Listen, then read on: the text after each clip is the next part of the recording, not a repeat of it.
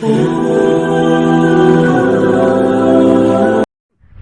لوگ ہمیشہ سچائی کا راز رکھتے ہیں. ابو ذر غفاری رضی اللہ تعالیٰ عنہ کو روکا گیا کہ خبردار محمد سے ملاقات مت کرنا، تمہارے دین سے پھیر دے گا، آپ بابا باپ دادا کے دین سے الگ کر دے گا، نیا دین پھیلا رہا ہے. نعوذ باللہ نیا دین؟ ارے وہ دین جو آدم علیہ السلام لے کے آئے تھے، وہ دین جو نوح علیہ السلام پہ تھا، وہ دین جو ابراہیم علیہ السلام کا دین تھا، وہ دین عیسیٰ، ارے وہ دین ایمان سے کہتا جو ازلی دین تھا، جو ابدی دین ہے، وہی دین جو خدا کا دین ہے، وہی دین جو خدا کا دین حنیف، اس کو اللہ کے پیارے برپا کر رہے تھے، جو بار بار برپا کیا گیا. کہتے ہیں نیا دین پھیلا. کیا کہتے ہیں مکہ والے؟ نیا دین پھیلا. نیا دین نہیں جی، وہ دین جس دین کو مٹا دیا گیا تھا، جس دین کو پامال کیا، اسی دین کی اشاعت کر رہے تھے اللہ کے پیارے. جب روکا گیا تو کیا ہوا؟ روکا گیا تو کیا ہوا؟ یہ ہوا کہ ابو ذر غفاری رضی اللہ تعالیٰ عنہ کہاں پہنچے؟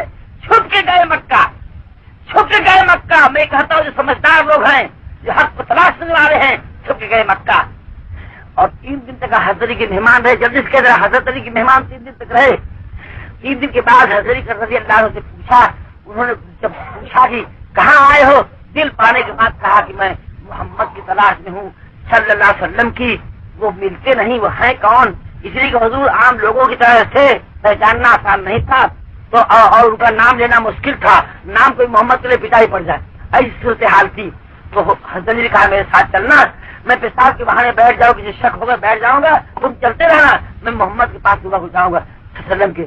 ابو ذر غفاری رضی اللہ تعالیٰ عنہ جب حضور کے سامنے پہنچے، تاریخ بتاتے ہی دور سے دیکھا چمکتے ہوئے چہرے کو، روشن چہرے کو، لائٹ چہرے کو، نورانی چہرے کو، نبی کے چہرے کو، اللہ کے پیارے کے چہرے کو جب دیکھا، ابو ذر غفاری رضی اللہ تعالیٰ عنہ دور سے دیکھا، پکار کے کہہ دیا، دل پکار اٹھا، آواز نکل گئی، اشہد ان لا الہ الا اللہ واشہد ان محمدن عبدہ ورسولہ. کیا کہا ابو ذر غفاری نے؟ کسی جھوٹے کا چہرہ اتنا روشن ہو نہیں سکتا، کسی جھوٹے کا چہرہ روشن ہو نہیں سکتا. میرے دوست پڑھ کے دیکھنا، جھوٹے کا چہرہ روشن ہو نہیں سکتا. ابو ذر غفاری نے فیصلہ کر کے بتا دیا کہ اتنا روشن چہرہ محمد کا، اتنا چمکتا ہوا چہرہ ان کا، ہر کسی جھوٹے چہرہ ہو نہیں سکتا. اس لیے انہوں نے دل سے پڑھ لیا لا الہ الا اللہ محمد رسول اللہ. میں کہاں سے کہاں چلا جاؤں؟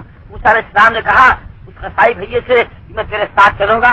چمکتا ہوا نبی کا چہرہ دیکھا، روشن چہرہ جب دیکھا تو بڑا خوش ہو گیا. کون بیٹھا ہوا ہے تو ایسے چہرہ والے کو پا جائے، چمکتے ہوئے لوگوں کو پا جائے تو کون نہیں اپنا مہمان بنائے گا. خوش ہو سے ایمان زکریا جس کے گھر ٹھہر جائے. ابھی ہمارے دوست ناراض ہو رہے تھے کہ مولوی صاحب کیا ہم لوگوں سے اتنا بیر ہو گیا ہے، یہیں آتے جاتے ہیں، کوئی رات کو ہمارے یہاں ٹھہر کے بتا دیتے کہ ہم دوست آپ ہیں.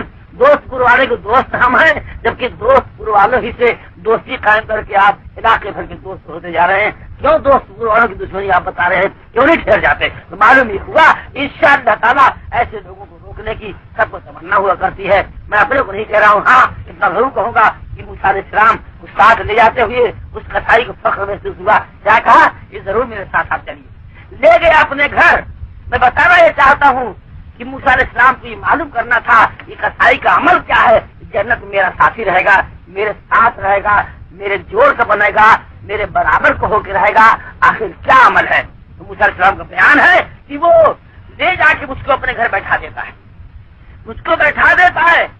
دن بھر کا بھوکا ہے قصائی، دن بھر کا پیاسا ہے بیچارہ، دن بھر کا تھکا ہوا ہے. اس کے بچے منتظر ہیں، اس کی بیوی انتظار کر رہی ہے.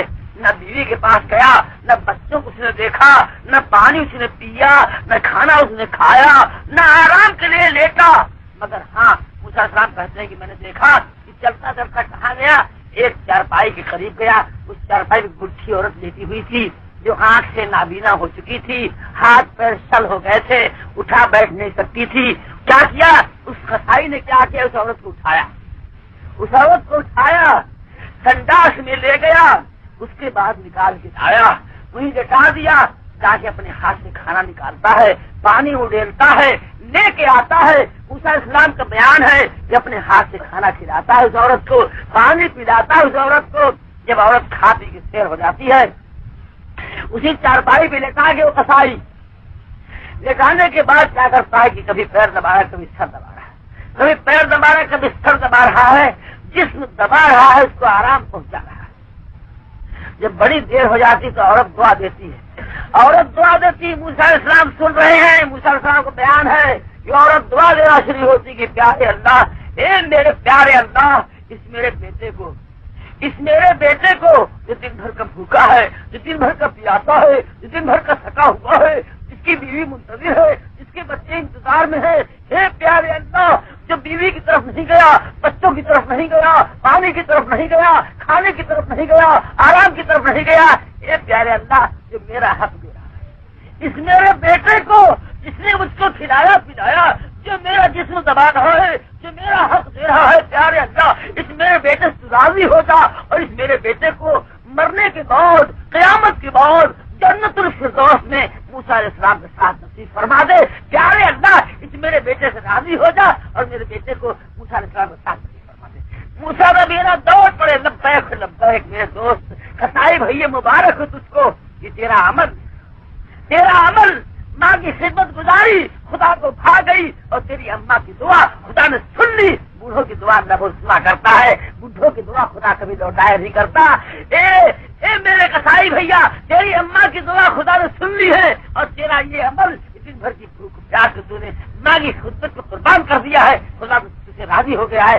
آج ہی کوہ طور پہ